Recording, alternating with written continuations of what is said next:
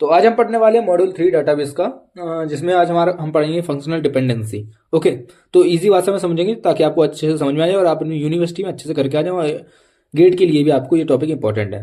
तो let R be the relational schema X and Y be the attribute set and a relation R T1 and T2 any two tuples such that X tends to Y. अच्छा, functional dependency में सीधे सीधे जो बताना होता है वो क्या होता है, ये देख लो। दो एट्रीब्यूट दिए हो जिसमें तुम्हारा x टेंस टू बाई हो, यानी कि x डिटरमाइंस y या फिर y is determined by x। Okay, यानी y अगर हम x की मदद से निकाल लें या x y को निकाल रहा हो तो वो हमारा फंक्शनल डिपेंडेंसी में आ जाता है। यानी कि y is said to be functionally determine on x if and only if each x value in r is associated with only one y value in r। ठीक है, इसमें जो x टेंस टू y होता है तो x determines करता है y को, पहली बात। या फिर हम इसे दूसरी भाषा में कह सकते हैं y is determined by x। ठीक है, और जो x हमारा होगा वो कहलाएगा हमारा डिटर्मिनेंट, और जो y होगा वो होगा वो डिपेंडेंट एट्रीब्यूट। ओके, तो ये होती है हमारी फंक्शनल डिपेंडेंसी की जो डेफिनेशन है वो। ओके, एक एग्जाम्पल के तौर पर समझ लो। एम्प्लॉय डिपार्टमेंट का ये टेबल दिया हुआ है जिसमें देखो ये अलग अलग तरह के एट्रीब्यूट हैं।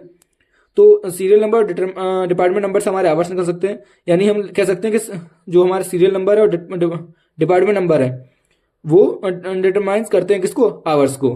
ठीक है, तो ये हमारा एक रिलेशन बन जाएगा। ठीक है, अब हम बात करते हैं टाइप्स ऑफ फंक्शनल डिपेंडेंसी की। टाइप्स की बात करें तो यहाँ पर दो टाइप्स होते हैं, ट्राइवल होता है और एक नॉन ट्राइवल होता है। तो सबसे पहले समझ लेते हैं ट्राइवल फंक्शनल डिपेंडेंसी क्या होती है, ट्राइवल एफडी क्या होता है। ठीक है, and FD is a trivial if the dependent attribute is a subset of the determinant. यानी कि अगर x टेंस टू y है तो हमारा जो इससे हमारा जो रिलेशन निकलेगा तो वो क्या होना चाहिए, सबसेट होना चाहिए किसका, x का। यानी कि देखो ये लिखा हुआ है जैसे RHS attribute must be part of या इक्वल ऑफ LHS एट्रीब्यूट। ठीक है, दूसरी भाषा में कह सकते हैं कि x इंटरसेक्शन y जो होना चाहिए वो फाई के बराबर नहीं होना चाहिए। एग्जाम्पल के तौर पर देखो, अगर ए बी से हमारा a निकल रहा है, ठीक है, तो यहाँ पर a है और यहाँ से हमारा a आ गया, यानी कि a क्या हुआ, सबसेट हुआ ए बी का।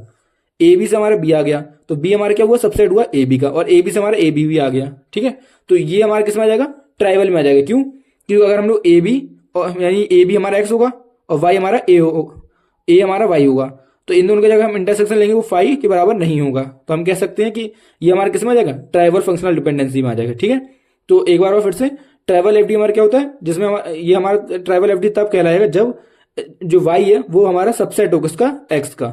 ठीक है, नॉन ट्राइवल में ये चीज उल्टी हो जाती है, यानी कि अगर x इंटरसेक्शन y यहाँ पर फाई के बराबर नहीं होना चाहिए तो नॉन ट्राइवल में x इंटरसेक्शन फाई क्या होना चाहिए, मतलब x इंटरसेक्शन y फाई के बराबर होना चाहिए। ठीक है, तो नॉन ट्राइवल होता है NFD is non trivial if the RHS is not a subset of LHS। यानी कि अगर x टेंड्स टू y हो रहा हो is a non trivial if x intersection y क्या हो, फाई के बराबर हो।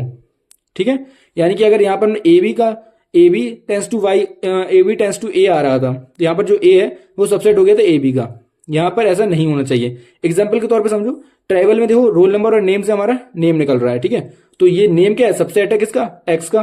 अब यहाँ पर दूसरा एग्जाम्पल देखो, नॉन ट्राइवल में हमने रोल नंबर से हम नेम तक पहुंच जा रहे हैं, तो क्या नेम क्या सबसेट है रोल नंबर का, बिल्कुल नहीं है, तो ये हमारा होगा नॉन ट्राइवल का एग्जाम्पल। ओके, तो आई होप ट्राइवल और नॉन ट्राइवल आपको समझ में आ चुके होंगे।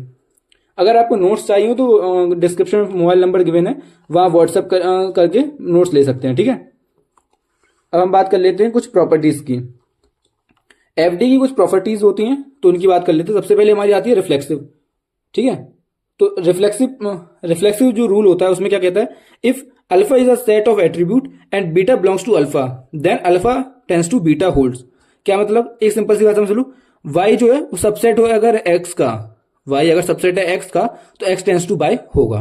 ठीक है, और ये हमेशा ट्रू होगा क्योंकि ये किसमें आ जाएगा, ट्राइवल कंडीशन में आ जाता है। ठीक है, दूसरी प्रॉपर्टी होती है ऑगमेंटेशन रूल। इसमें क्या होता है, if alpha tends to beta hold and gamma is a set of attribute then gamma alpha tends to gamma beta.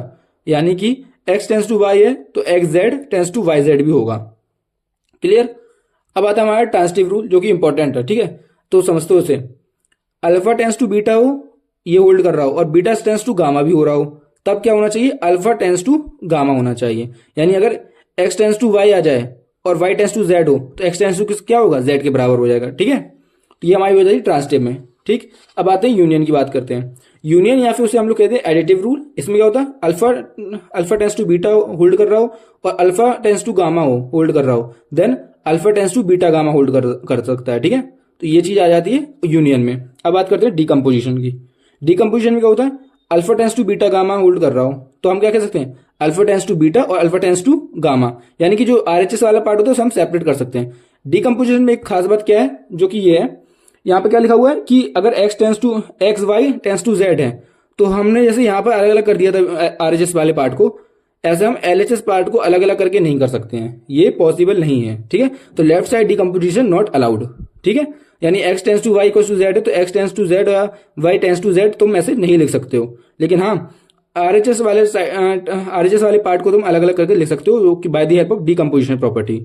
ठीक है, और फिर हम आ जाती है सूडो ट्रांसिटिव। सूडो ट्रांसिटिव की बात करें तो सूडो ट्रांसिटिव को सीधे सीधे समझ लेते हैं, जैसे कि देखो x टेंस टू वाई है और WY टेंस टू जेड है। ठीक है, तो अब हमारे देखना x से यहाँ y आ गया और WY से हमारा z आ गया, तो हम लिख सकते हैं कि WX से हमारा z आ सकता है। ठीक है, तो ये हमारे सूडो ट्रांसिटिव होता है। और लास्ट हमारी होती है कंपोजिशन प्रॉपर्टी। इसमें क्या होता है, if x tends to y हो और z टेंस टू w हो तो हम कह सकते हैं xz से हमारा yw आ जाएगा, यानी LHS को एक साइड लिख दो और RHS को एक साइड लिख दो।